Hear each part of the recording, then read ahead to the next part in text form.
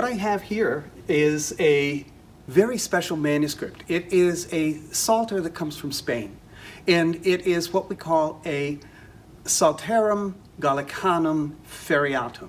It's a Psalter, a collection of all the Psalms, but it is in one of Jerome's 3 translations, the Gallican translation, as it's called, because it was used in France from the 9th century onwards.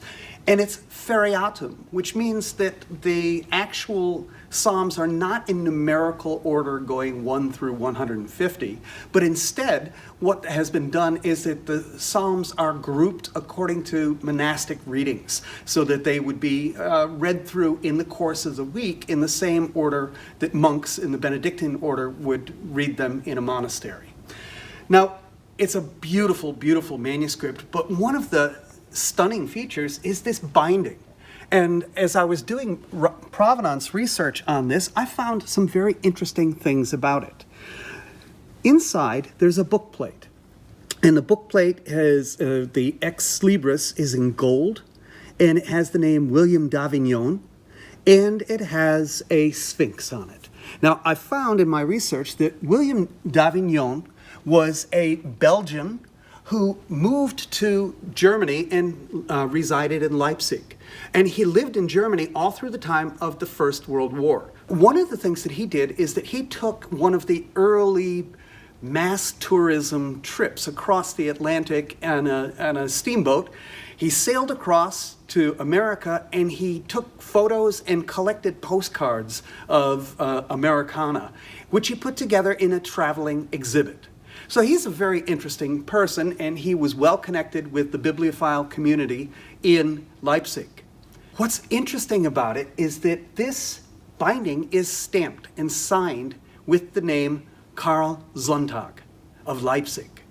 Karl Sonntag was one of the most famous bookbinders living in Germany before World War I. He worked in a business from 1908 until 1913.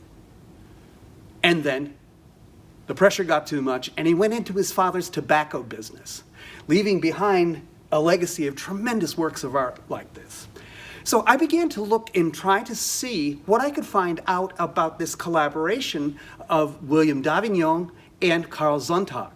And I was absolutely ecstatic to find out that the Staatsbibliothek in Berlin has a companion manuscript. It is in a green binding, and it's got the same gold stamping on it.